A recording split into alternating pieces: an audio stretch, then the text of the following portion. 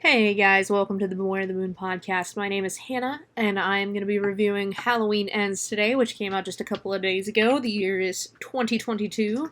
The date today, as I'm recording, is October 16th. So it literally came out a couple days ago. I saw it just last night, and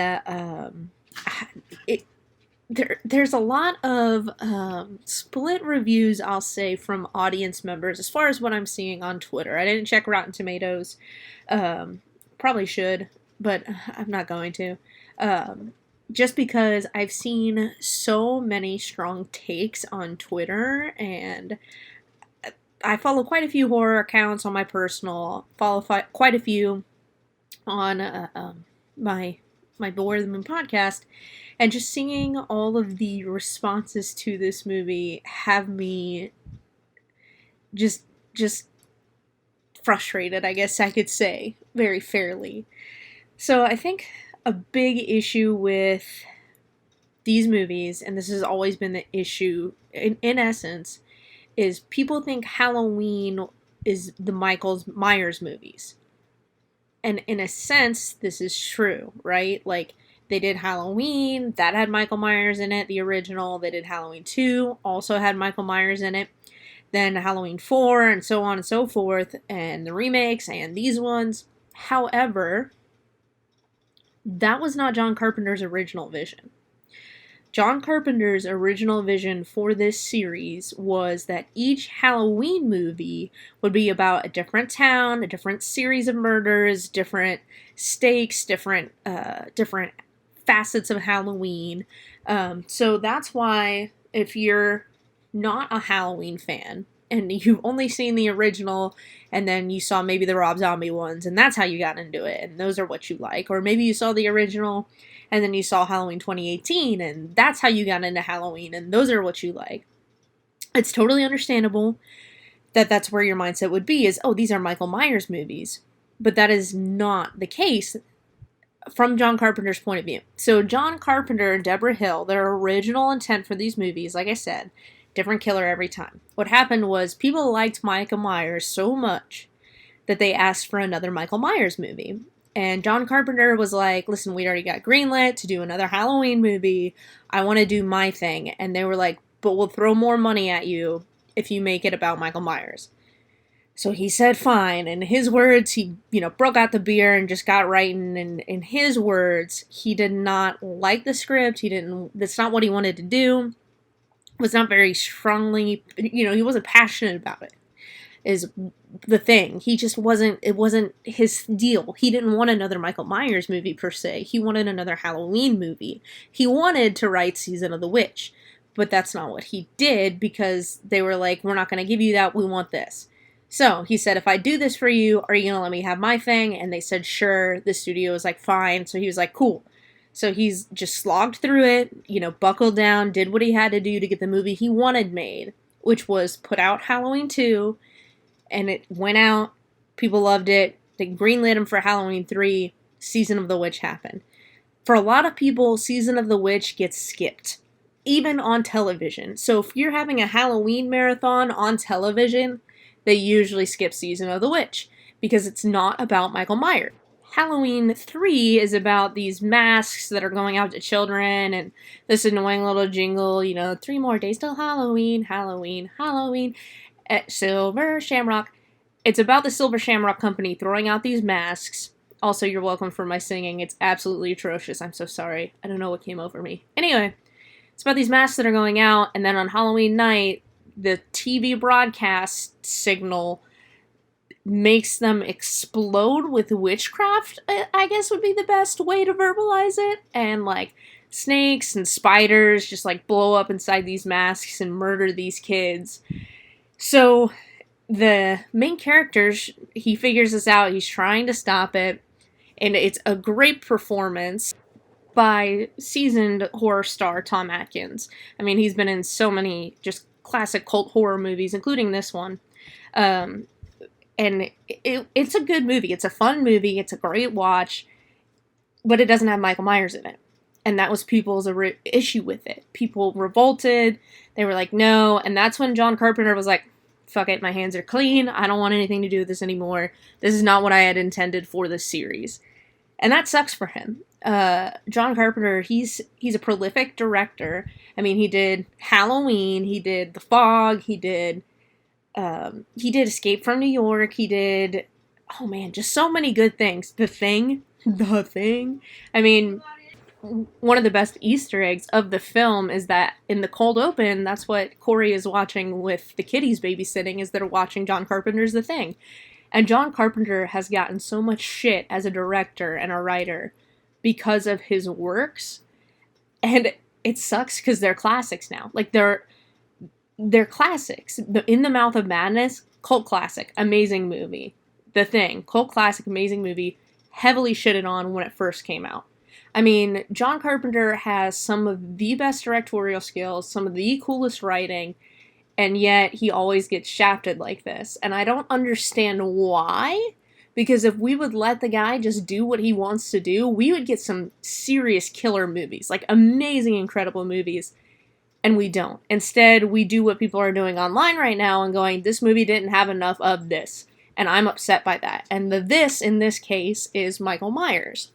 So I think it's not very... I mean, I try to do a non-spoilery review, but I think if you're going to watch this movie, the first two things you need to understand going into it is this is a Halloween movie, not a Michael Myers movie. If you want to see Michael Myers, go watch Halloween 4, go watch Halloween H2O, go watch Rob Zombie's Halloween movies. Don't shit on this one just because it's different from what you expected. Okay? Alright. Second thing, you need to understand that Michael Myers is not the star in this movie, which is great. I think it's great. Do I love Michael Myers? Absolutely. However, we have gotten so many Michael Myers movies at this point that it's fine to do one with him not as the prolific center. And that is the point. That is, it's basically the meat of this film, is the fact that Michael Myers is evil incarnate, he is fear incarnate. What are we doing with fear, right? Halloween Kills was not that great of a movie, I'm not gonna lie. Not my favorite. Halloween 2018 was an incredible movie, just busted down the door and just kicked ass. And there are some amazing scenes in Halloween Kills too, don't get me wrong. It's just a little bit more contrived, and I feel like it just drags you around too much. This movie, Halloween Ends, is amazing if you let it be what it wants to be. Take what you think it ought to be, throw it out the window, and just embrace what's coming your way, because if you do that, you will enjoy the movie. If you're here to see Michael Myers and that's it, you are not going to enjoy the movie. Like I said, go watch something else. Go watch a different Halloween movie. Not Halloween 3 either, because you're going to be disappointed with that as well. But if you accept the fact that John Carpenter is a wonderful writer, director, these guys have given us one incredible Halloween movie and one okay Halloween movie. Trust them one more time and just sit down, buckle up, and ride with it. You're gonna enjoy it. It's fucking awesome. It's a great movie. And I will wholeheartedly stand by that. If you want more Michael Myers movies, go out and see this movie. Go out and see it again. Go out and see it again. Go out and see it as many times as you could possibly afford to see it. Because John Carpenter has said in interviews, is this the last Halloween movie? Technically, yes. But he's like, I'm not opposed to another payday. If y'all want another Halloween movie, let's do it. I'll crank one out, whatever. So if you really want Michael Myers to come back, definitely go see this movie. Definitely support this movie. Because that's the only way you're going to get more Michael Myers again. However, like I said, don't expect much Michael Myers in this one, because he's really not there very often. And I am perfectly okay with that, because Michael Myers isn't so much a person. Even in the films themselves, he's not so much a person as an entity. They call him the Shape. Like, I'm pretty sure, forgive me, it was last night. It's been a full 24 hours since I saw it. But I'm pretty sure they credit the actor, James Jude Courtney, as playing the Shape. Because Michael Myers is never about being a human being, even in the original series.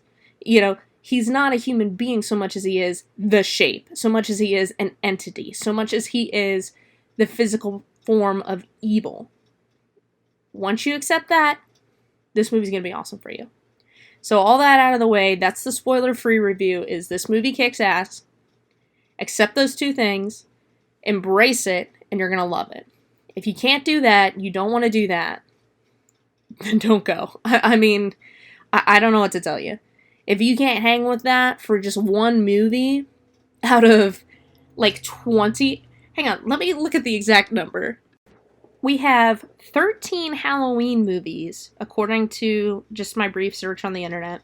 2 of them are not about Michael Myers. And if you can't just hang with that for 2 movies, or even just the one movie, this one, because I get it, Halloween 3, it's not necessarily necessary to watch. It's a good time, but if you're only here for Michael Myers, you're going to want to skip that one. And this one, I wouldn't say skip it, because there is some Michael Myers. You get some really fun things with Michael Myers in there. And it is kind of about Michael Myers, but the idea of Michael Myers. So, he's there, and he's not there. It's hard to explain. Just hang with it. I promise. Just hang with it. And it'll be an awesome ride. That's my official spoiler-free review. Now I'm going to get into the spoiler stuff, so buckle in. So the biggest complaints that I have seen online for this movie is there's not enough Michael Myers in it, and there's too much Corey in it. Who is Corey? Corey is kind of the centerpiece for this movie.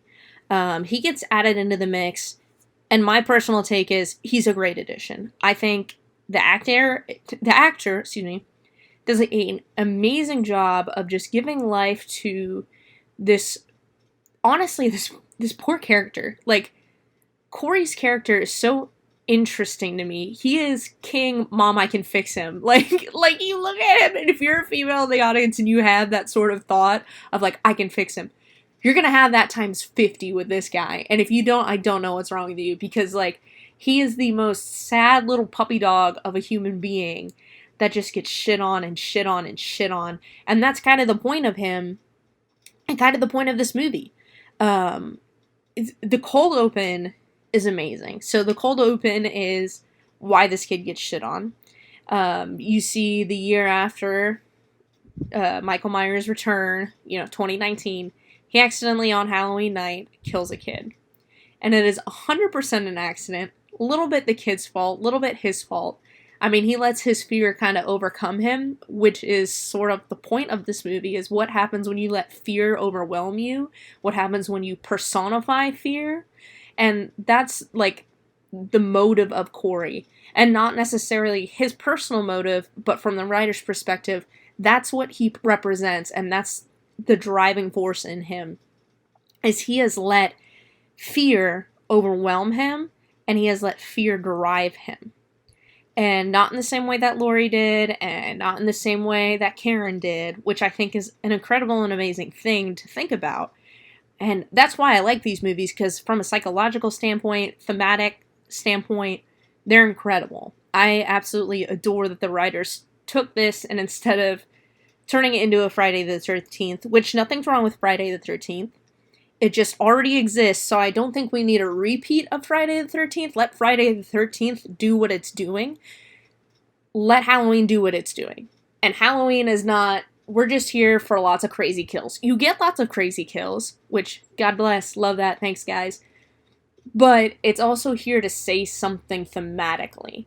And I think that that's very interesting, and I think it's very needed. I think it's a really fun tool. And John Carpenter himself has said, all movies are trying to tell a story. They've got thematic elements, they've got morals, they've got something to say, and these Halloween movies have a lot of that, which I love. I think if a movie is just existing to exist, for me it's kind of pointless. That's why I like horror movies like lamb, and I like horror movies like these new Halloween movies, and I like horror movies like Candyman and Annihilation. They're trying to say something, and they're trying to get to you in a way that no other movie is getting to you. You know, it's not just about, we're here to kill things. And those are fine movies, too. I enjoy, I have Willy's Wonderland in my stack of DVDs, and it is very stupid and very fun, and I enjoy it a lot. And it's just animatronics killing people. Like, it's so stupid, but I love it. And there's nothing wrong with that. It's just Halloween is not that. So if what you wanted was Michael Myers pretending to be Jason Voorhees, where he just comes in and kills people for having sex or whatever, go watch Friday the 13th instead. That's like I said, there's nothing wrong with that, but let Friday the 13th do what it's doing, let Halloween do what it's doing. And Corey is really kind of the driving force in this movie, because without Corey, Allison and Laurie are just two survivors surviving. And Laurie's doing a little bit more living in this movie, which I love. I saw someone say, oh, she's going back to being 19 again. She's got these cute little crush moments with Frank, and I think that's true, and I love it, and I think it's super sweet, and I love Frank. But Allison is not there. Allison is still dealing with the fact that both of her parents are dead. She's living with her grandma, which is like, there's nothing wrong with that, but she's dealing with the fact that she's a survivor and that no one really understands except her grandma, which is true. And even her grandma is on a different level, because her grandma in this movie is, if you're an audience member, you're seeing her as this amazing, wonderful survivor hero, but these people in this town are blaming her for Michael Myers coming back, for him still being out there. They're like, there's a scene where this lady's like, you provoked him, and I'm like, how the fuck did she do that? She didn't go talk to him. She didn't go, if anyone provoked him, it was those stupid podcasters. Fucking podcasters, always ruining things. It was those stupid podcasters, and she didn't do anything. Like, she literally did nothing. What do you mean that she provoked him? She just set a trap for herself. Well, not for herself, but for him, so she could feel safe. And even then, she didn't feel safe. So, in Halloween Kills, she's in the hospital because of her bravery. And that's where she spends most of the movie. And I think that is kind of detrimental to that movie. It's fine, Laurie needs a break, but I love the Laurie in this movie. She's amazing, she's here, she's trying to live. She's trying to live. And that's a very interesting thing to see, is this old Laurie trying to live. And be a grandma and help her granddaughter wrestle with this trauma. And a trauma that she's gone through something similar. So it's a little different, of course, but she's trying to help Allison get through this and understand it emotionally. Like when there's a scene, Allison's banging on the microwave because it's not doing whatever she wants it to do. And Laurie comes in and she's like, here, let me help you, kind of a thing. And she's like, can't I just be mad? And she's like, yes, you can be mad. And you can smash things. But just be careful because it's addicting. And I just love that line. I laughed out loud in the theater. And I'm like, damn, she's right. Like, you can be mad. You can smash things. You're just going to never want to stop. And that's kind of what happens to Corey in this movie. And that's why I love that line so much, is Corey accidentally kills this kid. Everybody's like, he's a killer. He's, like, they call him a pedophile, these stupid teenagers. And you're like, what? He accidentally killed a kid. He didn't rape a kid. But whatever. Teenagers are teenagers, and they're like, oh, you killed him, blah, blah, blah. And you're a piece of trash, yada, yada. And it sucks, because, like, it was an accident. Like, Corey's 21 in the 2019, he's 21. So he's a couple years older now, of course. But you're like, his life got ruined at 21. Not even because of anything he really, like, did. Like, I guess you could say, well, he shouldn't have reacted the way he reacted. But at the same time, he himself is still just a kid. Like, 21-year-olds are still kids. Their brains aren't fully developed.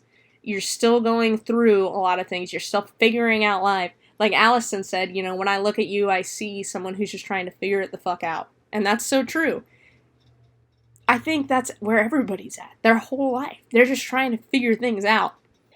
And then this bad shit gets thrown in, and then you have to figure that out.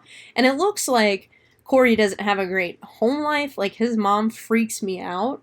I don't like his mom. I had very visceral reaction to being like to his mom, scenes with him and his mom. I can't stand the mom, which is good. I mean, shout out to the actress who played her, because like obviously that was the goal. But it's just terrible. So he doesn't have emotional support from his family. You know, the mom thinks she's being supportive, but she's not. And he's just trying to live his life and be invisible, basically. He doesn't really go anywhere. He doesn't really do anything. And Allison, it's so funny because Laurie gets him and Allison together. And that's when things start to change for him, because Allison is like, you know, she said, I know what it's like to walk around this town and have people look at you and recognize you and think they know what you went through. But they don't. They don't know shit, you know? And that's where she and Corey really connect. And it's really cute. And it's so sad. It's so heartbreaking. Because, like I said, this is spoiler section. Corey ends up becoming the new Michael Myers, quote unquote, for a little while. And he goes around and starts killing people. And it's just so sad. Like, it's so sad. And I think that's the point. If you're looking at it from a where the fuck is Michael Myers perspective, you're not going to get what this movie's about. It's going to go completely over your head. But if you're looking at this movie with an open mind and you're watching it, it's a really sad story about victims who are constantly victimized. And then they accept that victim mentality and then they let it eat them alive. Like Allison said, I just kind of want to burn it all down. And Corey's like, I'll light the match. And he goes out and starts killing people, specifically people who are bothering Allison, which, guys, that is not the way to impress a lady and get her to sleep with you. I mean, it didn't work for Corey. That's not why she slept with him. I just want to point that out, guys. Don't make that mistake. But you see this change in Corey, and they talk about it a lot. Because when Laurie first meets him, she's okay with pushing him and Allison together. But then eventually she's like, when I look at him and I look him in the eye, I don't see him anymore. I see Michael. And it's true. There's a scene where poor Corey gets thrown off a bridge and he crawls into a drain, or he gets dragged into the drain pipe by Michael Myers. And Michael Myers, Corey wakes up, he tries to leave, Michael pops out of nowhere as he tends to do, grabs Corey by the throat and looks him in the eye, and you can just kind of see this flash of stuff that's happened to Corey, and then Michael lets him go. And it's always been a theme in the Halloween movies, especially the original. You know, Dr. Loomis is like, I look him in the eye and I just see evil. I don't see a human being looking back at me, I see evil. And it's kind of implied, which I think is really fun, that looking into Michael's eyes, looking into, quote-unquote, the abyss, looking into evil, looking into the void, and if you let it look into you and you embrace it, something happens to you. And that's what happens to Corey. So when Laurie first meets him, she's, like I said, cool with pushing him and Allison together, but then she sees that change in him and notices that change in him. And it's very obvious to the audience. Like, I love the way the actor does it, because you can just tell he's putting off this different personality. And not in a way where you're like, oh, he's obviously acting. It's like, oh, no, okay, that's cool. And he goes around and he starts killing people. The first person he kills it sucks, because it's a killer be killed situation for him. This old guy, this homeless person was like, I need you to go in there and get me Michael's mask. And because I'm Michael Myers. And he's like trying to stab Corey, so Corey stabs him instead. And you just kind of see, like, they even talk about this town needed someone to blame. Like, this town needed a new Michael Myers, and they picked Corey. And that's why Corey is the way he is, like, the dad of the kid who gets murdered. He said, you know, I wanted to forgive Corey, and I finally got up the courage to say something to him. Saw him walking down the street. got up the courage to say something to him, but when I rolled down the window and he looked at me, it wasn't the same kid. He said, the kid who used to mow my lawn wasn't the guy who killed my kid. That guy is the guy who killed my kid. Whoever that new guy is, that's who killed my kid. And so you struggle with this, like, this, I love it because I remember watching, I think it was called Nightmares in Red, White, and Blue, which was a documentary about horror movies in America. And John Carpenter said there's two types of horror movies. There's the one where he said you're always sitting down by the fire and the old man is saying, oh, there's two types, or the old man is saying, there's evil out there, and he's pointing out into the woods, and he's like, there's evil out there. And then there's the type of horror movie where it's like, no, the evil is us, it's inside us. And that's, Laurie has like a moment where she basically says the same thing, which I love. She's like, there's the two different types of evil. There's the type of evil you have to prepare against, you have to be aware of, it's out there and it's trying to come in here.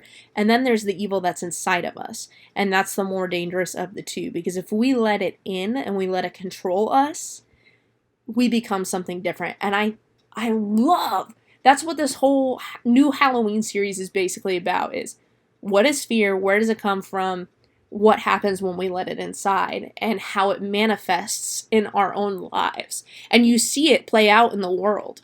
Like back in Nazi Germany, for example, the Nazis were saying that the Jewish people had this disease, and that if they get near you, you're going to get the disease. So the German people were turning in their Jewish neighbors to the Nazis. And before that even, the Nazis were like, hey, you're not safe here, we'll move you. That's what they told the Jews. They're like, oh, your family's here, like, why don't you come here? And they controlled people with fear. And the people were so overwhelmed with fear that they didn't do anything. People were so afraid of the Nazi party that they did not stop them when they came and took their neighbors. They didn't stop them when people were being hanged in the streets. They didn't stop them when people were being butchered. There's an old quote from a German, I think it was a German couple. I can't remember exactly. I'm so sorry. I'm sure someone can look it up and figure it out. If you're really prone to, or if you're really, determined to, you can probably look it up and figure it out. I'm just not very good with this stuff. But there were these two German people talking about, we saw the smokestacks going up, and we were told that they were factories. So we didn't do anything. The other person said, no, I think we knew. I think deep down we knew. Just didn't want to do anything because we were afraid it would be us next. And that's the sort of thing that this movie is about, is that fear of, what are we going to do? If we don't have a focal point for the fear, we have to make one. So when Michael Myers disappeared, they made Corey their new Michael Myers. And they shit on this kid. And what he did was an accident. Like, genuinely and truly, it was an accident. He didn't mean to kill little Jeremy, or whatever the fuck the kid's name is. But people needed a new Michael Myers. They needed a new fear to look at, to pinpoint, and basically to touch. Like, they needed to have something to focus on. And they picked this poor kid.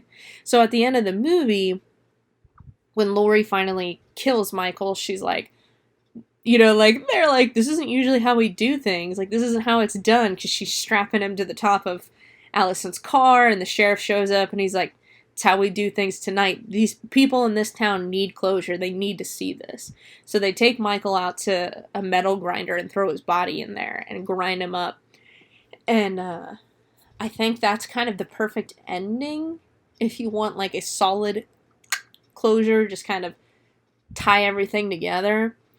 I think this movie does that really well, because the first movie, like I said, all these movies are thematic about fear, and the way fear controls people. So the first movie is about Laurie letting this fear trap her and letting it keep her from living her life. Then the second movie is about this mass hysteria. It's about this fear just permeating everyone's lives. And then this third movie is about when you let yourself become this fearsome thing. When you are so afraid of everyone else, you hit a point where you decide you have to be the thing that other people fear. And it's just very fascinating to me, and it's very interesting, and I think it was really well done. I love Corey. I love Allison. Andy Matichak. She crushes it. I freaking love her. She gets to be a final girl in my book, because not just this one, but she was in Sun. That was wild. I think she does great in the horror genre. I think she's a nice new face in there, and I just love seeing her. And of course, Jamie Lee Curtis, always, always Scream Queen, supreme, just amazing and incredible. Always good to see her in a horror movie, and she just, oh man, in this one, she kills it. And Corey, who's played by, give me one second. He's played by a guy named Rohan Campbell. I've not really seen anything that he's been in. He's been in a lot of shows, and I'm not a TV show person. I just don't have the attention span or the dedication to sit down and just watch season after season after season. I don't have that kind of time in my life, and I just don't have enough focus for that, I guess. But he does an amazing job as Corey Cunningham, and I absolutely loved seeing him. He was great. He was an amazing part of the movie, I think. And he complicated things in such a way. I mean, it left you feeling torn. I felt really torn. Because like I said, if you've got that mom I can fix him instinct, you're on Allison's side. But at the same time, if you're a survivor and you're, logical, you get it from Laurie's perspective. Like, you're like, yeah, I mean, he's kind of got to go. And the way he goes is just, it's terrible. Like, oh man, it's rough. It's good. I'm not going to spoil everything. I think it was a great movie. I highly recommend it. If you are the type of person who can just hang with weird shit, this movie is going to be great. It's going to be great for you. And the kills are amazing. Some of them are just wild. And like, there's a scene where he's a mechanic. My official review on my personal account was official review of Halloween Ends. Mechanic goes full Michael Myers. I mean, Michael Myers goes full mechanic. I mean, shit, you just gotta see it, man, because basically that is the movie in a nutshell. But Corey, he does this thing with the blowtorch where he turns it on and he's like torching some stuff under a car, and then later on when he's killing someone, he's torching them in the face, and it's like a very blurry shot, but it's fucking awesome. And I love that. The kills are, there's something else in this movie, and I do love that he killed Deborah and Dr. Mathis. I think that was very deserved. Sorry, not sorry. Not in real life, don't get me wrong, but in a horror movie perspective, yeah, they deserved it. They're assholes. So you knew that it was coming. And poor Allison, I mean, she's just having a rough time of it. And there's a scene where he's talking to Laurie, Corey is, and he says, if I don't have Allison, no one else will. And that's not to say no one else can have her. It's very different from saying that. No one else won't have her. He's saying no one else will have her. No one else in that town is going to touch her because of what she's been through. And there's a scene, too, where he says, did you escape Michael Myers, or did Michael Myers let you go? And he's asking for a very specific reason, because Michael lets him go. But that kind of question, you're like, I wonder how many times she's heard that. I wonder how many times people have pegged her as, you escaped when your parents didn't, you left them to die, because they just don't even know what's going on, and Allison has to deal with that every fucking day in this town. And I think that's very interesting. So just a lot of great themes going on in this movie, a lot of good questions.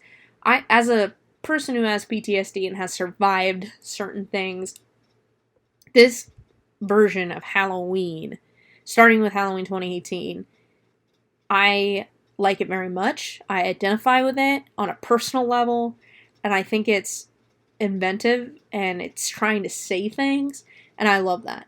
Even if Halloween Kills kind of fell on its face a little bit, I still like that it tried to say something. And this one, I don't think it falls on its face. I think the acting is good. I think there's some tense moments. I think there's some genuinely amazing kills, some great acting. I love the characters, and I like that we get to see Frank again. And I love the addition of Corey Cunningham. And I think I just think it's a great movie. Highly recommend it. Please go see it. And even if you're not into a movie with less Michael Myers, even if that's what you want more Michael Myers, go see this movie. Go see this movie once, twice, 3 times. Tweet at Universal. Let them know you want another Michael Myers movie with more Michael Myers. But if this movie doesn't make any money, and you say that to Universal, Universal's going to go, you didn't show up for this one, why are you going to show up for another one? And they're not going to give it to you. So do both. Show up for this movie and tweet at Universal if that's what you really want. But don't shit on this movie just because it's not what you expected. And don't shit on this movie just because it's not a Michael Myers movie, it's a Halloween movie. They're very different things. As a Halloween fan and a John Carpenter fan, I appreciate this movie a lot, and I appreciate what these new writers are trying to say, and I just think it's a beautiful thing. So that's me. That's my perspective on it. Follow me on Instagram, Twitter. Those are my 2 social medias. I'm here on, what is it called? RSS. Here on RSS. I'm on Spotify as well. So like, comment, share, those sorts of things. And as always, beware the moon, y'all.